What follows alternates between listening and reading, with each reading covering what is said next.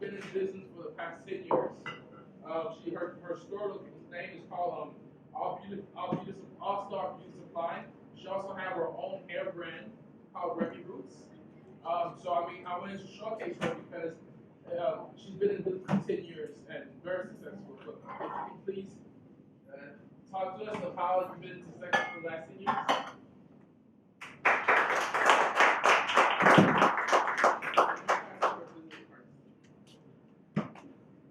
Good afternoon, everyone. Good afternoon. Hello. My name is Cecilia, and you can tell from my accent that I didn't grow up here.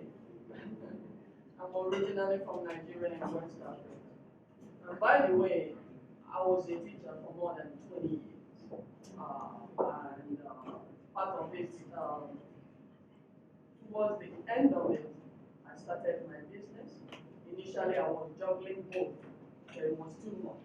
So I just decided to focus on the business. My teaching has been partly at the middle school level and partly at the college level. I spend more time at the college level than at the middle school level. I'm supposed to speak to you about women in business. And before I begin, so that you have a better understanding of what it is like for a woman to be in a business, especially in a business that is dominated primarily by the male population. About 2 weeks ago, I visited a car auction with a male business partner. And while we were there, it was my first time in this particular auction, and I was looking at the list of vehicles that I was interested in. And my business partner was standing right beside me. All of a sudden, one of the co-workers at the auction approached me and said, "You're not supposed to be here. It's only for licensed dealers." And I looked at him in puzzle. He did not ask me, "Do you have a dealer's license to show?" And I didn't see him approach anybody else. Well, I was still wondering about this and what I was going to say to him. My partner automatically said to him, "Oh, she's my partner. She's here with me." Apparently, that satisfied the worker. And he said, "Oh, okay." And he moved away. Then I kept wondering, why me? Why nobody else? And then he made me start looking around all over the place. And it suddenly dawned on me that I was the only female in the entire place. Everywhere was men all over the place. And I said, "Oh, okay. This is the first time he has seen a woman here. And of course, since this is not where women should be, automatically I shouldn't have a license." And I recall that I had been at another car auction earlier, a much bigger one. And I realized it was all men. But you see, because I wasn't conscious of it, I didn't pay attention. I was just comfortable doing what I was doing.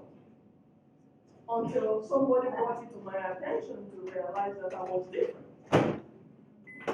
This is just to give you an example of what it is like. And you would expect in a beauty industry, because it's beauty, it should be mostly women. And it will be different.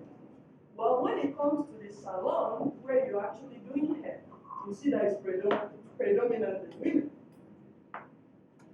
But then when it comes to the supply section of the business, the beauty supply, it is mostly men. Very few women. And it's even much fewer black women, if any. Actually, my business is actually the only black-owned beauty supply store in the whole of Austin area. When I first opened, a lot of people were thinking I didn't know the expectation was that I wouldn't succeed, especially being in Walmart shopping center, a big place. And then after a few years, some people will come, "Oh, you're still here. That's good." Then I realized, oh, they didn't expect me to be still here. after many years, because in that location now, I've been there for 8 years in the same Walmart shopping center. So what I'm trying to get to, actually, is that it's not easy being in my line of business, especially a business that is predominantly men. And of course, the distributors I deal with are mostly men. And because there are fewer women in my line of business, so when they encounter a woman, I'm not saying all men are like that. Okay? There are some good ones that are open-minded and they don't care whether you're male or female. But there are some that will think because you're a woman that they can cheat you or dominate you. You know, and you wouldn't know any better. And of course, because I'm generally soft-spoken, they think they can do that.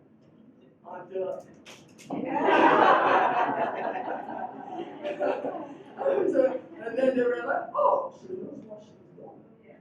And then you get their respect.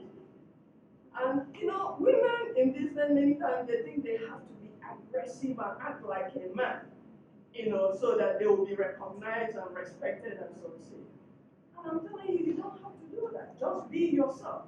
The important thing is that you know what you are doing.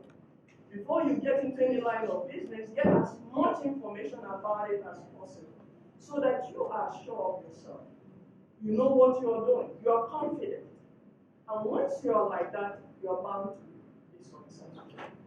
You know, and of course, when you are also in business for men, it's mostly bottom line profit. Okay? You know, if any decision, is it profitable? Making money, making profit. But for us women, because we're emotional creatures, emotions are at play a lot of times. And we're more into developing relationships, not just the profit. Now, that can be a very great advantage because you're able to develop relationships with your customers and get long-term customers. But at the same time, if it's only about relationship and you're not thinking about profitability at the same time, you may not be in business for a long time because you shut down. So the key is balance. Striking a balance.